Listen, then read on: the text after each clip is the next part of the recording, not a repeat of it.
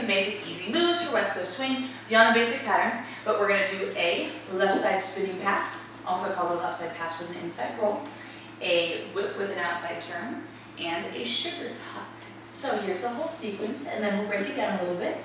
Starting with the left side pass with a spin, we're going to go 1, 2, 3, and 4, 5, and 6. A whip with an outside turn. 1, 2, 3, prep, 4, 5, 6, 7, and 8. And then a sugar tuck.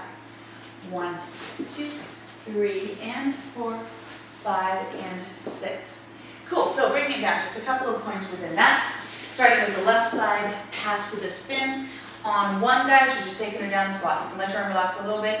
I teach no big prep on 1, just kind of relax. On 2, you're going to prep her. So we'll freeze on 2, it'll look like this. We go, 1, prep on 2. Now on 2, guys, your goal in the prep is to get her to connect into your hand. She does that by moving her center wherever her hand goes. So guys, as you're getting out of the way, you want to keep this hand in front of her, but you want to give her a stop so she can move into this. So my hand is going that direction into his hand. Once you get that connection, guys, use it to turn her. If your hand extends too far out, now she can't connect because she obviously can't go over there. And the prep is for the sake of connection, not for the sake of just waggling your arm back and forth. So we're gonna keep it pretty tight because we're limited on space. So make it small too. So we're gonna go 1, 2, 3, and 4, 5, and 6. From this direction, guys, same thing, 1, 2, you're gonna turn her on 3 and 4, just start her moving. Ladies, we're turning on the first triple step, 3 and 4. Keep each step moving straight down the line. So it looks like this again. We have 1. We'll do the same thing again. So from this direction we go 1, 2, 3, and 4, 5, and 6 with an anchor at the end. Guys, make sure that you don't finish your turn. Don't crank this down. Don't help her around. Balance is our job. Don't do it for us. We'll just let this stay nice and relaxed. So next, a whip with an outside turn. So you're going to bring her in like a normal whip. On 4, you're going to prep your hand up so you can turn her as you turn her out on 5. So we go 1, 2, 3, prep on 4. Now, as you're rotating her open, you're just going to continue this around with 5, 6, 7, and 8. So guys, you don't have to actually crank her. Her momentum, her rotation is already going that way, so you're just accentuating that with the hand around. Again, don't finish her turn at the end. So from the other direction, a whip with an outside turn looks like this.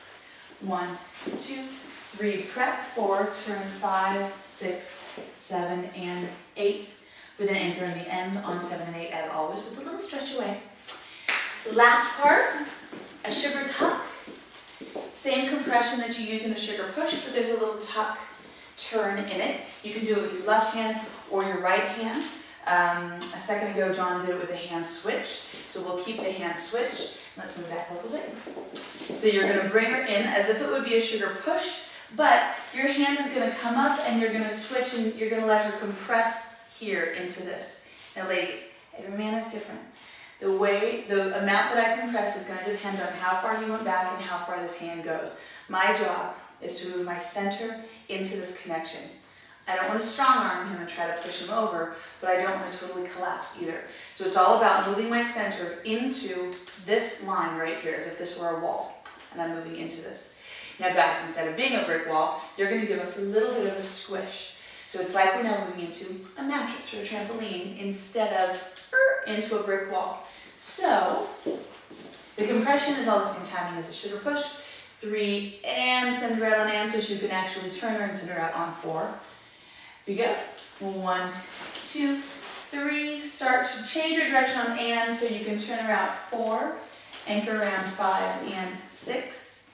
Tricky part for the ladies' feet on this is rounding out your anchor. And this is kind of breaking the rules a little bit from what we do in just a normal side pass. We're going to make it around at the end. I do a half turn on 4.